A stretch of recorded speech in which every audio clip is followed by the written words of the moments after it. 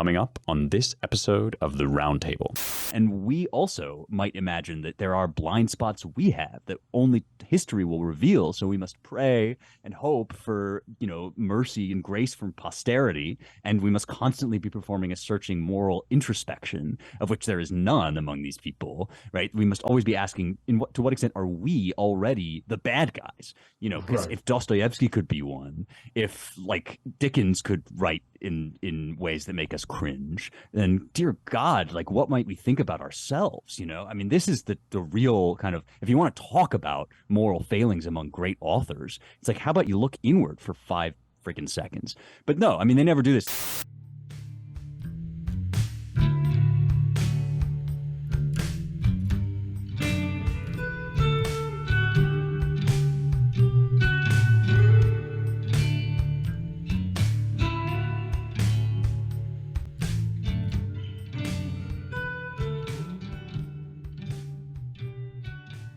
Hello and welcome once again to the Roundtable, your weekly publishers and editors podcast here at the American Mind. I'm your host, Spencer Klavan, features editor of the American Mind and associate editor at the Claremont Review of Books. And I am joined today by managing editor Seth Barron. Seth, whenever you and I do a podcast on our own, I feel like we should change the name. It's not a round table. It's like a rectangular table. So welcome to the rectangular table.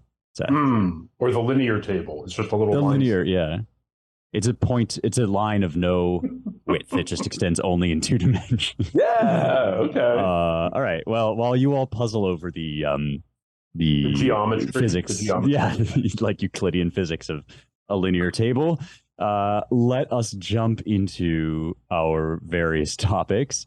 There's a few things going on in the news that I want to just touch on and mention simply by way of saying that they are happening, because when Seth and I do this on our own, when we fly solo, which is a pun, which you'll see in just a second, when we fly solo, we like to kind of dig into an issue that we are particularly riveted by, or just kind of something a little more quirky that plays to our particular obsessions and interests. So we're going to get to our main topic in just a second, but I didn't want to leave you bereft of the news altogether. And so let me just mention a few of the things that are in the headlines. President Biden went to Ukraine. It was a surprise visit, much like a kind of surprise Beyonce album drop. He just revealed that he went, and he was posing for photos with Zelensky. He said he left a piece of his heart in Ukraine. I think he then moved on to Poland, as I recall. Anyway, it was primarily, it seems, a photo op, but a photo op of consequential significance for this ongoing struggle. You might call it, some have called it a proxy war. Some have said it's real war.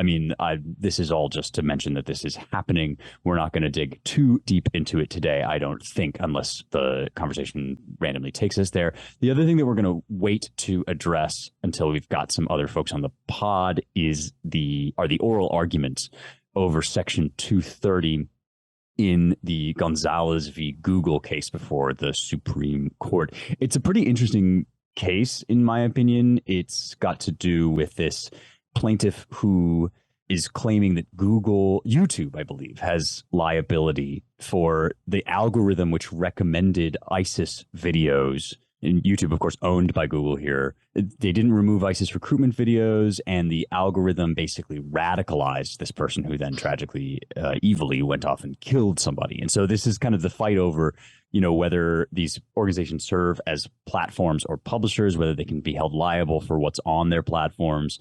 All also, of course, wrapped up in the debate over whether they should be regulated, whether they are censoring.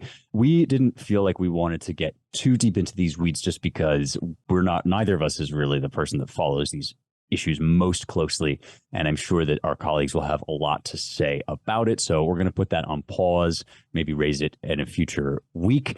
And instead, we are going to offer you a deep dive into the Dahl files, the Roald Dahl censorship, which has been making the rounds on the internet. I kind of popped off about this on Twitter, and I woke up the next day and I was like, should I have really been so harsh about this as I was? And I thought about it and I was like, yes, this is actually really bad. And let me just kind of summarize the case itself, and then I'll talk with Seth about it a little bit here before we dig into some of the specific changes that are being made to Roald Dahl's corpus. So Puffin, which is the company that publishes Dahl's books, is in collaboration with the Roald Dahl Story Company and outsourcing to Inclusive Minds. I almost said exclusive minds. Inclusive Minds, I might call them small minds, which they describe as a company described as a collective for people who are passionate about inclusion and accessibility in children's literature. So just based on our conversation last week about how these buzzwords, what these buzzwords tend to signify, you can probably guess where this is going to go. But basically what we're looking at, obviously Roald Dahl, now quite dead, long dead, in fact, his works are going to be Bowdlerized. I'm not even using that word as some kind of rhetorical device. That's actually what the word describes. This is the same thing that Dr. Baudelaire did to the works of Shakespeare and the Bible, fearing that they might be too provocative for certain sensitive readers, change some of the sexier passages to be more appropriate in his eyes. That's basically what's going on here along sort of woke lines. I understand that there's going to be a description or a statement appended to each of these new editions of the Dahl books that says, when publishing new print runs of books written years ago, it's not unusual to review the language used alongside updating other details, including a book's cover and layout. Our guiding principle throughout has been to maintain the storylines, characters, and the irreverence and sharp-edged spirit of the original text. That really sounds like somebody that's going to have a good ear for irreverence, is the person that wrote this statement. Any changes made have been small and carefully considered. It goes on, but Seth, first of all, I just want to ask you, are you a Roald Dahl reader? Have you read them as a parent at all, or did you read them as a kid? I read some as a kid. You know what? I was really into his. He wrote these short stories that, like the sort of things that were, you know, kind of O. Henry type stories with a twist. They were written for adults, but when I was a kid, I read them. You know, a lot of them were made into Alfred Hitchcock Presents episodes, things like that. Yeah, I've read a lot of. I've read Switch Bitch and his autobiography and My Uncle Oswald, and sure, I read it when I was a kid. I read a bunch of them. Yeah, I'm definitely a fan of Roald Dahl. Yeah, I mean, me too. I grew up at least partially in the UK, where he was just a mainstay of education. You know, you got handed his books in school. My sister adored Matilda. It was, and maybe still is, one of her favorite books ever. And she really related to that character. I mean, the most interesting thing off the bat with this is that I actually had no idea there was anything offensive in Roald Dahl. Like this came kind of out of the blue in the sense that I'm sure if you went back and combed through looking for things that made you cringe, you could find them. But like, who is out there? Have you ever heard, Seth, before this moment, that anybody finds Roald Dahl offensive? Like, did I just miss that this is some grand cause of social justice? I mean, his books for adults are very bawdy, right? Like they're dirty. Right. But these are mostly not about these are about the kids' books, right? No, these are about the kids' books. Yeah, the kids' books, no. I mean, I knew that in Charlie and the Chocolate Factory, or, you know, the Willy Wonka book, that the Oompa Loompas originally were like African pygmies. And see, I didn't even know that, but yes, right. I've since researched this, that they turned them orange for the movie, but they were I think he actually changed it in the book. Like he edited that, so they were something like, I don't know exactly how he described them, maybe just dwarves or something. And I believe that the fact that he made that change is being sort of used as a blanket excuse for going through and making all these other changes. Yeah, I love that. It's like you fixed a typo in your second edition, and so now I'm going to rewrite the ending of your like flagship novel. It's very we'll get into all the kind of like excuses for this, but this one is particularly like, yeah. I mean, there are other instances of this.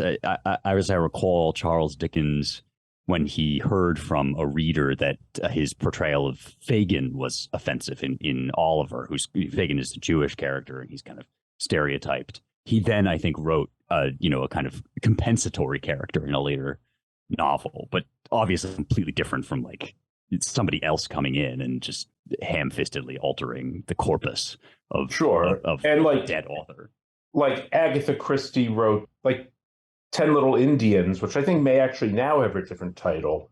Was originally Then there were none or something. Yeah. Oh, and then there were none, right? And before that, it was 10 Little Indians, and originally it was 10 Little N-words. So that was changed. But titles are a funny thing because like you can't copyright a title for one thing. Yep.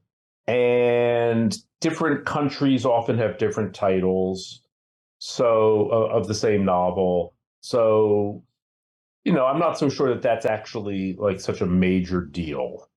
But that is, I think, another example of like, well, it's not unusual to alter things to make them more, for the sake of sensitivity. But you're right. I mean, when you look at Roald Dahl, who exactly was complaining about the depiction of ugly old witches who are supposed to be grotesque and trying to soften it? I mean, the thing about Roald Dahl, and this is why kids love it, is because he presents the adult world as terrifying, grotesque, like adults have growths, they stink, they're just scary. And that's the way kids view the world. I mean, for kids, like some nasty old headmistress or whatever really is like a monster. And he captured that and expressed it like in a very, pretty cutting and very clear way. And I think that's what children respond to, no? Oh, 100%. I mean, this is like goes to this very issue that so far as I know, absolutely nobody had a problem with this except the people who are editing the books and the people that they're editing them for. It's like the publishing companies are totally captured by these obsessive, niche, obscure interests that have nothing to do with how most people react to the books. And the one like tremor of this that I had ever heard before the whole thing blew up was, I guess they put out a new movie of the musical of Matilda. So now they're like 3 adaptations in or whatever. And I was listening to kind of like a lefty podcast on Slate about it. And somebody there was complaining about Miss Trunchbull, who is one of the figures that comes under the editor's knife in these changes, that she's kind of represented. She's like, her evil is sort of expressed in her being butch or something. Right. But like, even that is such a ridiculous claim, because your point is very well taken. Like, these depictions are pointedly exaggerated because that's the way kids sometimes experience the world.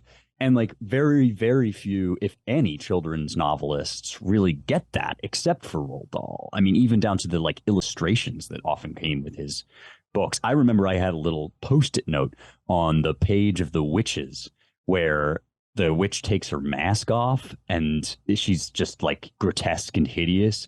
And I had a Post-it note on there because I was so afraid to turn to it by accident. Like, it absolutely scared the bejeebus out of me, which tells me maybe more about me as a little kid. But I mean, let's get into some of these changes, actually, since you raised the witches one. Here's the change that this is one of actually the most appalling just from a stylistic perspective. There are some others that are more politically alarming, but here's the witches. They're talking about the baldness. I guess the witches are bald, and one of the characters wants to like tear off the wigs to reveal that they're actually hideous crones underneath, whereas they pretend to be nice old ladies. And one person says, you can't go around pulling the hair of every lady you meet, even if she is wearing gloves. Just you try it and see what happens, which is a very funny line. This has changed too. Besides, there are plenty of other reasons why women might wear wigs, and there is certainly nothing wrong with that. I mean, you almost couldn't parody this. It's like instead of a kind of wry, witty aside about tearing off women's hair, literally wig snatching, you get this just absolutely tone deaf clunker. This kind of speaks to like, these people are surely the worst people ever. Even if this were an acceptable practice, surely these are the worst people to be doing this kind of thing. Like, Roald Dahl would have turned in his grave. Well, it's really like it's like poking around and trying to be and looking for something to be offended by, or thinking like in the future, in the future, let's imagine someone like the most sensitive neurotic person in the world, and let's make sure the book would not offend them, even if they don't. There's two dimensions of just absolute paranoia here. One is that children are like these walking bundles of prejudice and condemnation and judgment, just waiting to be set off. Like the human heart is just looking for something to latch onto, and oh, good, wigs, like that's what I'm gonna hate people who wear wigs. And then the other is just like seeking aggrieved groups under every corner. It's like, what is this? Is this trying to protect people with alopecia or like cancer, people who are going through chemotherapy? Like, does anybody think that is that kind of the idea here? Like, what even is, or maybe there's like a racial component to it. I just don't even know where they got this.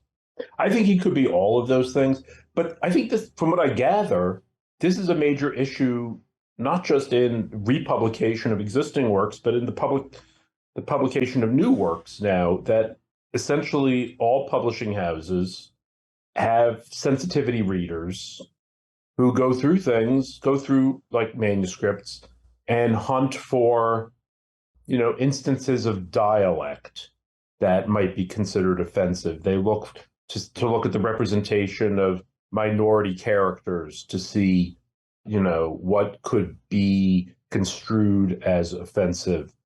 So essentially, they have these internal censors now who have to, essentially give an imprimatur before anything can get published. Which I know you have some Milton on deck. I don't know when you want to bring it in, but I mean, this is an old question. Like, should people be free to publish what they want? I mean, that's kind of the principle that we've got, right, in America, that, freedom of speech, freedom of the press means you can publish whatever you want. But now, I mean, here's the thing, like, America seems to have somehow or another installed this commissar class into all of its institutions. Got DEI, in universities, that basically that's the first line of hiring and recruitment. You have to go through DEI. You've got like all HR departments. I mean, talk to anyone in industry, and they'll admit that HR essentially runs the enterprise. Yeah. And then you're seeing this at the level of government, where the Biden administration wants to put, equity people into every department to vet every policy. And I guess in publishing, you have sensitivity readers. But what I don't understand is, okay, in the Soviet Union, you had commissars. Yes. Oh, go on. Yes. Right. In every factory, every military unit. And they were like co-equal to whoever the manager or the captain of the unit was. And in fact, like every decision, they could veto on an ideological basis. But the Soviet Union was a totalitarian state, essentially, right? They had military power. They'd say, but when did this happen here? Who put these people in charge? Well, this seems to me like a classic example of what happens when you have an elite class whose only claim to being elite is their status as members of the class. Like, there's no natural aristocracy here. There's no, like, these people have merit and therefore they've been elevated to a certain position. There's just, this is a self-reinforcing and, built up over many decades, like kind of academic and professional class of people who exist basically to perpetuate their own existence. Like it's the definition of a corrupted oligarchy, not an aristocracy that rules for the good of the ruled, but an oligarchy that rules for the good of itself and its cronies. Like, as you astutely point out, and as we've been talking about, like these people are responding to concerns that they have and that they're have in their little insular sort of positions of power, and the rest of us just kind of have to like go along. I mean, it's a really good point that you're making about, I guess they sometimes call this chilled speech, that yeah, it's particularly Orwellian and dramatic when we see this happening in retrospect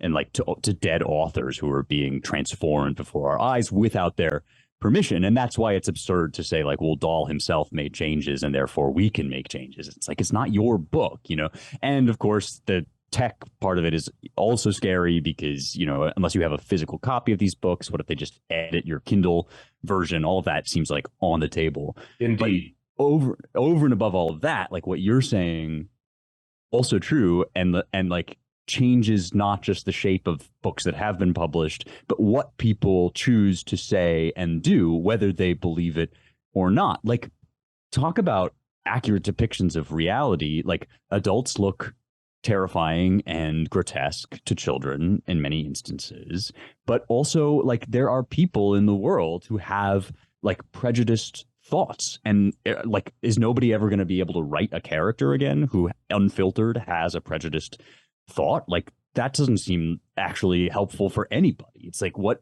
is art even going to be other than like a kind of simulacrum of the fantasies of these elite class? Anyway, I mean, this is like, we could go on forever. I'm going to throw another one of these at you. And yes, we will get to Milton in a second. Okay. I want to be warned that I may challenge you. Seth recited from memory the epigraph to Milton's Areopagitica off mic, so now I'm going to make him do it again on air. But stay tuned for that. Okay, let's talk about these F words, fat and female. Those are being scrubbed out as well. And actually, while we're at it, like, let's just talk about the, you know, general sort of gender politics of this all. In the BFG, which is the Big Friendly Giant, the kind of title character has a set of jars full of children's dreams. And Sophie, the girl, the main character, do you have separate dreams for boys and girls? Of course, the BFG said, if I is giving a girl's dream to a boy, even if it was a really wopsy girl's dream, the boy would be waking up and thinking what a rot-bungling, grink-sludging old dream that was. Boys would, Sophie said. These here is all the girls' dreams on the shelf, the BSG said. The exchange has been removed from the 2022 edition entirely. So much for like small changes. I mean, this is like, we're not allowed now. I mean, this is where I find actually the most kind of parallel to the actual Baudelaire, or even to those old Victorian editions of, you know, translations of Greek and Latin texts that would print the dirty bits of Catullus but leave them in Latin.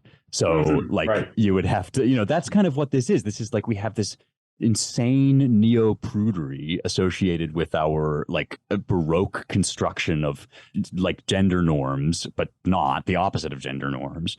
And now every text has to like reinforce that, lest people get the wrong idea. I mean, it's just as true that boys have different dreams than girls as it is that like sometimes people have sex and talk about having sex. Like, this seems like almost exactly identical as a gesture.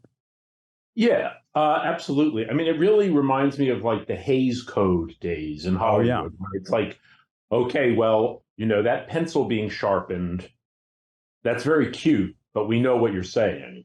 So let's get rid of that. You know, why is she sitting on the bed, and why is she her you know, her foot has to be on the floor, like all this sort of thing. I mean, it does become like a Puritan witch hunt. Like, we're gonna, I mean, if you allow them to get away with this, which they probably will, there's not necessarily an end in sight, right? I mean, once you give censors free hand with their red pen, they can just rewrite things wholesale.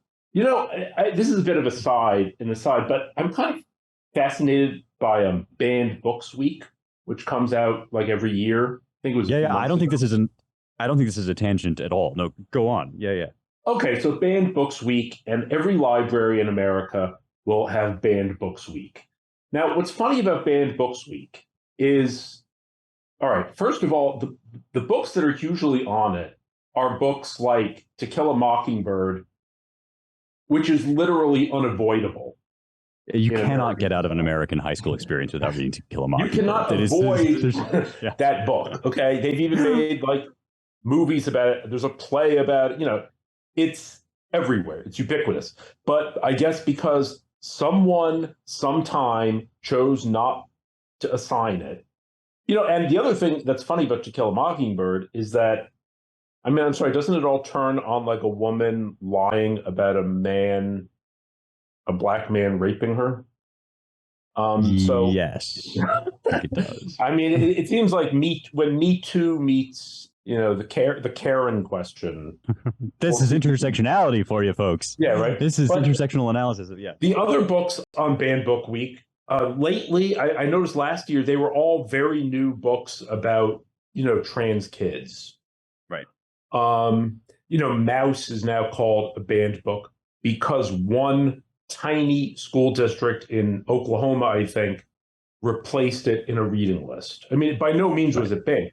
I mean, but it's funny because you never say if you went, imagine going to a public library and seeing Banned Books Week, and it was all things by like Julius Evola or The Camp of the Saints, or, you know, like the proper administration of calipers to determine, like, you know, skull size amongst the, you know, I'm just saying that there's plenty of books that you could define as banned that are more clearly unavailable, like, you know, Lothrop Stoddard, The Passing of the Great Race, or whatever. I mean, I'm not saying that we need to have those books around, but they're certainly harder to access. If you really want to talk about what's a banned book. Right. Well, yeah. I mean, it's like, it just goes to show that in school, you make choices about what books to give people because they're kids. Like, Ron DeSantis is basically being depicted as like Savonarola, you know, like the bonfire of the vanities, because he's basically telling high schools they can't put gay porn on the shelves. I mean, I wish I were exaggerating, but this is, you know, it's the coming of the fascist state. And meanwhile, these same people are doing this noise, whatever this garbage is, which, you know, even if they haven't yet said you just simply can't read Roald Dahl, they've certainly said that in Roald Dahl, you can't talk about people enjoying certain books. I mean, this was the one that really set my teeth on edge. And it's from Matilda. In Matilda, I mentioned this was one of my sister's favorite books, and I also therefore like experienced it in all of its various iterations. And it's a great book. It's about like a girl who's so gifted and so stifled that her mental acumen manifests in the form of psychic powers. Basically, it has a very cool conceit. It contains some of the most memorable characters: Miss Trunchbull, Miss Honey. When she discovers the great books, she then is described, you know, reading through all these different texts. She went on, this is the original version, she went on olden day sailing ships with Joseph Conrad. She went to Africa with Ernest Hemingway and to India with Rudyard Kipling. So this is, I guess, the problem here is that some of these novelists write without just screeching condemnation, write about the British Empire and colonialism. Here's the new version. She went to 19th century estates with Jane Austen. She went to Africa with Ernest Hemingway and California with John Steinbeck. I mean, talk about banning books. It's like you can't even acknowledge the existence or appeal of books that are that they don't like. Dirty. Yeah, filthy. Right. No, yeah, that was like really bizarre, like a kind of mise en abîme of censorship. Right.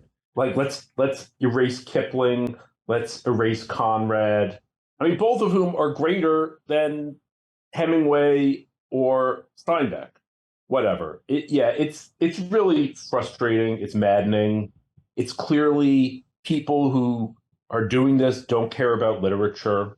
You know, there's a weird commercial element to this because, in a sense, the publishing house knows, like, Roald Dahl is immensely popular. Roald Dahl's works are going to live on. And I guess they're just thinking ahead, maybe, like, well, we don't want the books to be, like, they're just thinking about future sales, I guess.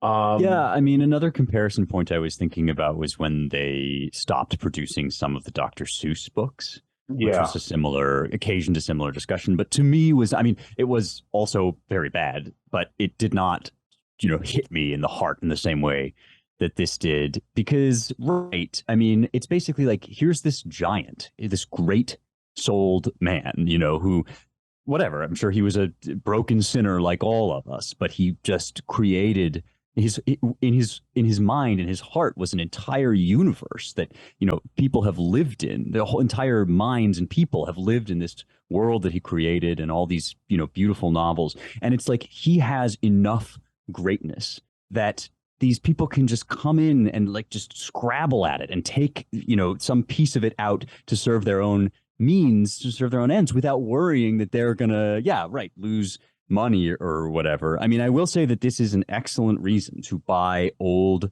paper copies of books. People have been saying this. I'm not the first person to make this observation, but you want to buy something that they can't edit out. And this stuff will, it may take a long time, but this stuff will pass. And then you'll have like the original version, which will probably be worth way more. Anyway, yeah, there is something truly appalling about the thing where you can't admit, even in a fictional universe, that these authors exist or have appeal. Another really acrobatic defense I've heard of this activity, speaking of the Hays Code, is that, constraints are good for artists, like the sonnet form, for instance. And it's true that like the Hays era, some of the Hays era movies are really great, and some of their greatness comes from having to navigate around and speak obliquely around these rules.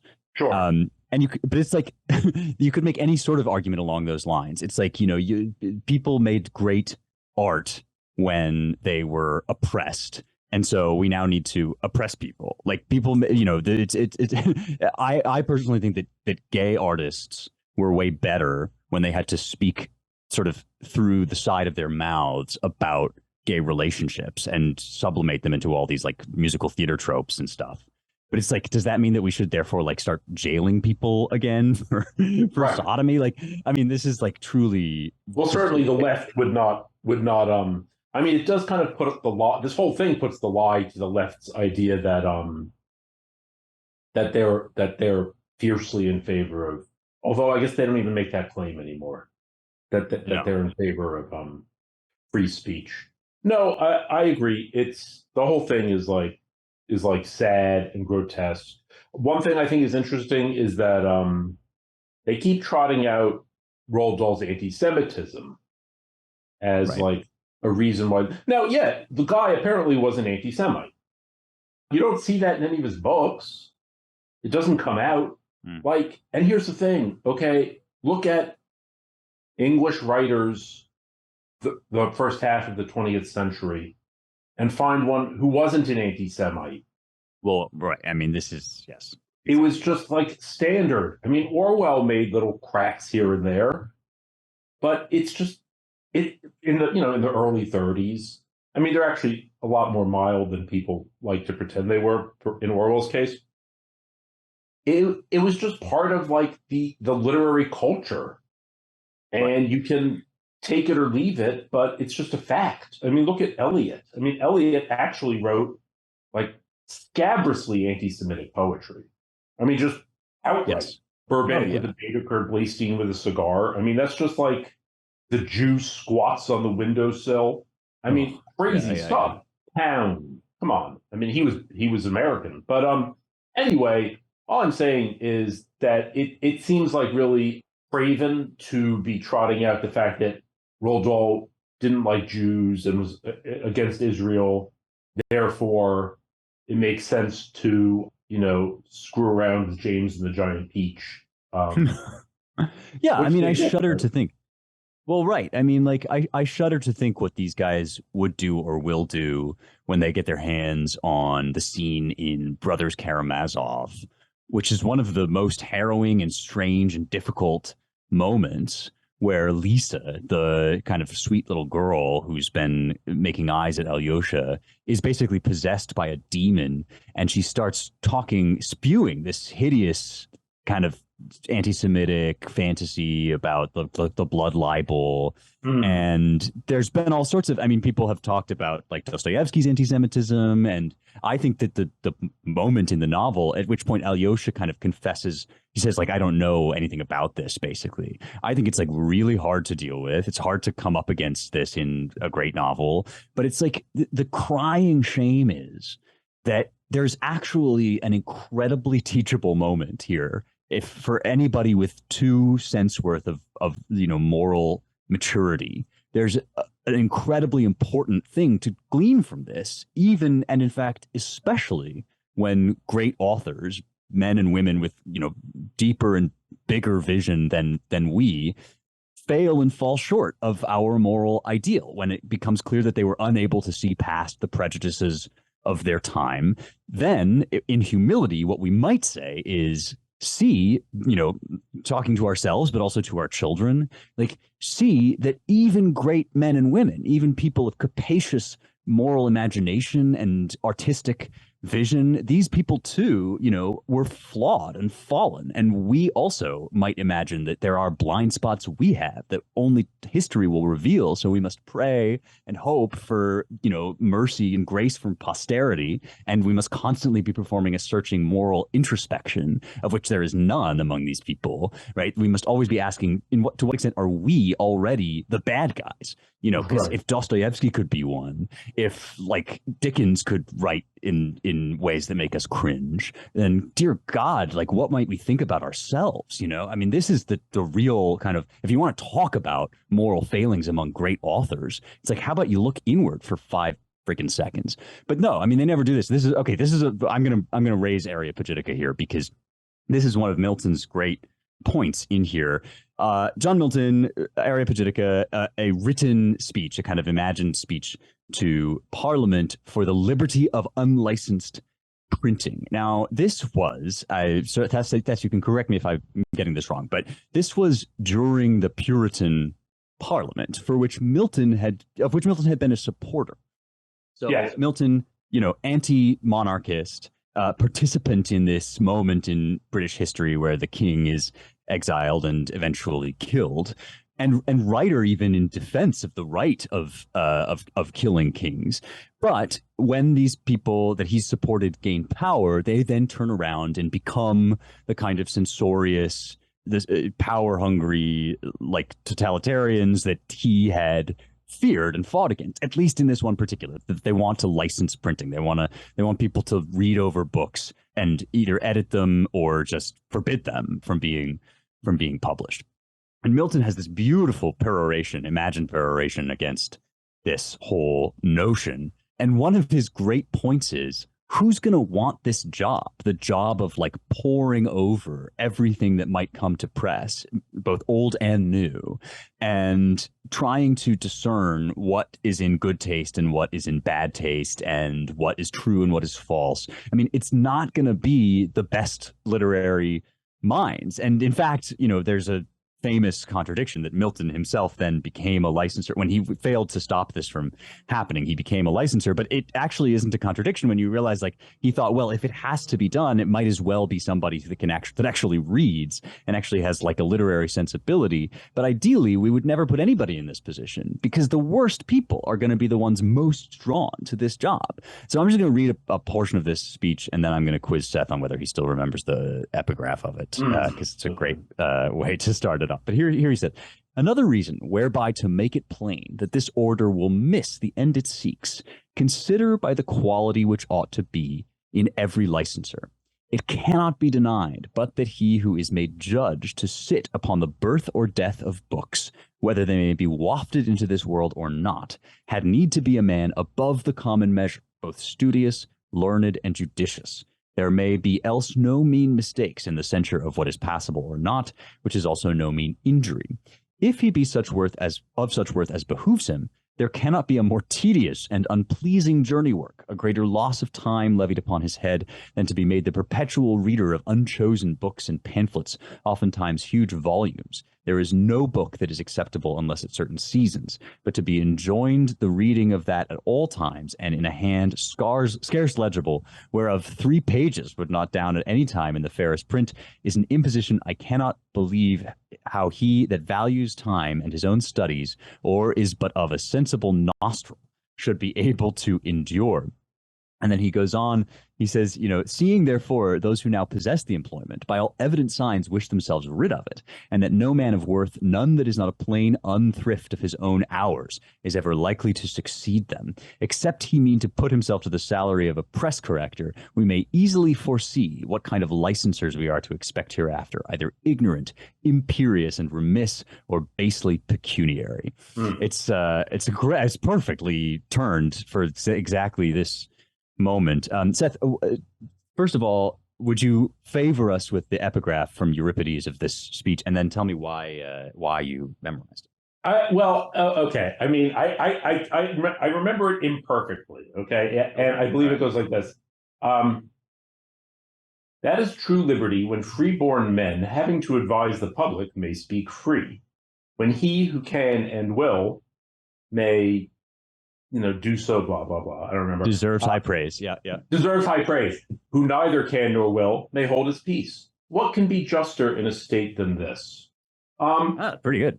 Listen, here's the thing. I have like a head, so these things stick in my mind sometimes. Like I memorized this, like we're going on 30 years ago. Wow. And just like I just held on to it. But I had been very interested in this text and Areopagitica and Milton and that whole period in the 1640s. And I just really liked that little epigraph because it sounded sort of like, to me, there seemed like some irony in it. Like, what can be juster in a state than this? Like maybe he was saying, well, is this really just to have it like, when he who can and will deserves high praise, who neither can nor will may hold his peace. I'm just like, well, it's like saying like, well, if you can't do it, then you can keep your mouth shut. Because don't forget, like, John Milton had no problem with censorship. He just didn't believe that you should license works pre-publication. He was fine with like if a book came out and they decided it was like heretical, then you could like destroy it or punish the author. So. It's a major difference, but I think it's subtle. It's subtle. I mean, it's not exactly what we think of as a free press, but no, I mean, it's an important point, right? Because it's an important point because it's the bare minimum. It's not even our standard, our American standard for freedom of the press. Right. And as you say, he's perfectly happy condemning stuff. It's just like he doesn't think that these people are the ones who should be in charge.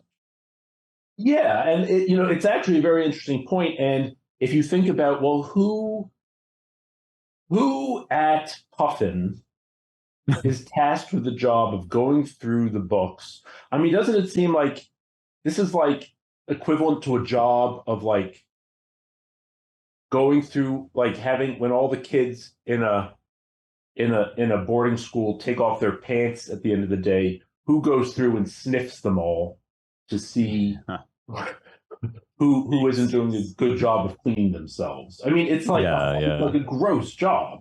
Like, or it's like the people they outsource censorship at YouTube and Google to. They send them to these content farms that they have, like to find snuff films and stuff. It's it's just it's like scraping through the worst of humanity.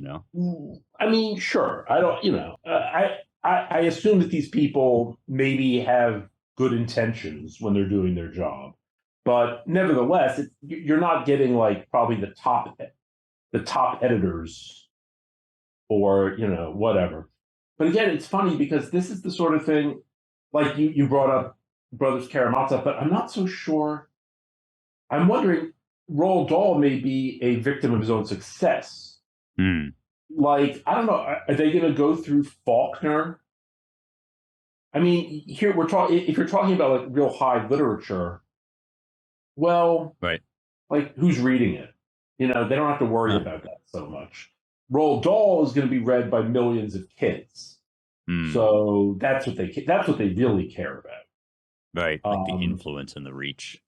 Yeah, like Flannery O'Connor. Okay, she wrote some stuff that could easily cross somebody's radar and be like, this, we've got to change this. Like, she has a short story titled The Artificial N-Word. It's deeply ironic, deeply conflicted work. It's extremely critical of racism and all of that. But nevertheless, that's the title of the story. Right. But who's paying attention? Like, I don't know if anything. That's a good point. Yeah, the caprice of it, right? I mean, that sort of speaks to it's just whatever the censor's eye happens to land on, and higher profile people are gonna get more. I mean, yeah, and as you say, it's like you don't envy the people who are assigned the role of like flunky to comb through these, whatever, go find another instance to be offended about. Another reason for raising Milton is just that one thing I saw on Twitter was that, like, oh, well, isn't the church guilty of this? Like, didn't the church censor pagan texts and like keep them? It's like, do you think that no Christian has ever criticized the church for this? Like, you think this therefore makes it okay? It's like, read Giorgio Vasari about what the church did to pagan art. It's like scathing. So, I mean, right. We hope that this is like not, I would argue that the church has also been a great defender of freedom of speech and has, really like learned and reformed on this issue. But even so, it's like, so what? So, the people that used to do it are on the team that I'm on now because that team is in favor of like of freedom of speech. Yeah. Well, also the left used to be like more anti-censorship, and now the right is the team that's just trying to get the press free. Like, whatever. The point is the point, and these there does just seem to be, like a team based, just people rally around this elite crew because they're desperate to be a part of it. They want to be on this team that gets to censor and gets to decide. It's like, my team is the let's not censor team. I don't know. It just seems it's very strange. I think a lot of people are kind of taken aback by I mean, the ACLU no longer thinks it's worthwhile to defend First Amendment cases. Right. The ACLU sees First Amendment cases essentially as like dog whistles, and this is essentially just like a way to protect hate. So it feels like a major. Well, just remember, I mean, Nat Hentoff, for instance, like a big lefty at the Village Voice, and a huge First Amendment advocate. I mean, I think he ended his career working at the Cato Institute. Which is not necessarily conservative, it's libertarian, but it goes to show you like who's really interested in these questions anymore. Yeah. Well, exactly. I mean, this is like we're on well-trodden ground, the authoritarian turn of the left, but it is, I think, worth, like, I'm glad we talked about this, both because it's sort of fun to rant at these crazy people, but also because it's something that people can actually like be aware of, can go buy books, support uncensored texts. And this stuff is going to get, I think this stuff is going to get worse. I mean, the fight is going to intensify over this stuff at the very least. Let us, in the brief time remaining, highlight a couple pieces about on the site. This is our Read the Damn Site portion of the show, where we just raise some of our favorite stuff from the website that we've been publishing, AmericanMind.org. If somehow you don't know where our site is, or if you're a new listener, welcome.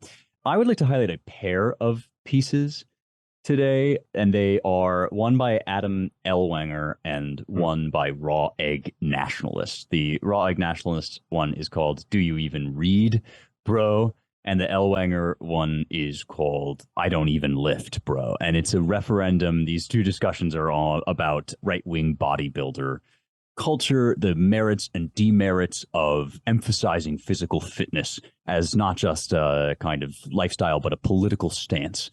I am somebody who believes in emphasizing physical fitness as a not just a lifestyle, but a political stance. I also see how it can veer toward extremes that have some of the same kind of like materialism and reductivism associated with the left, which right-wing bodybuilders are supposed to be critiquing. I found this a helpful and interesting exchange. I think it's cool that both of these writers came to us with their critiques of one another. That's the kind of thing that I think American Mind exists to do, and I think that the conversation is worth having. So do you even read Bro? And I don't even lift Bro, Raw Egg Nationalist, and Adam Ellwanger.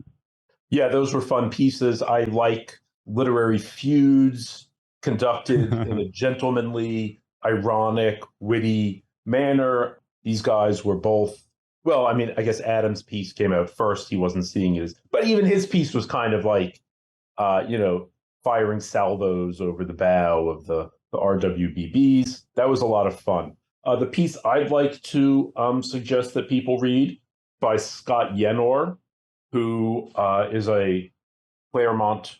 So he, let's see. Oh, he has a new position. He's Senior Director of State Coalitions at the Claremont Institute. And he put up a piece. It's called DEI by Any Other Name Still Stinks. He recently put out a report about DEI practices at Texas A&M University. And in response to it, apparently, Texas A&M completely scrubbed their website of all this information, this kind of really damning information about, I mean, and this goes back to what I was saying earlier in the podcast, that they use these DEI rubrics now on hiring and search committees that are the first screen. And if you don't pass this ideological litmus test, your candidacy is canceled and you're just not even up for consideration anymore. Even if, and and this all extends to the point that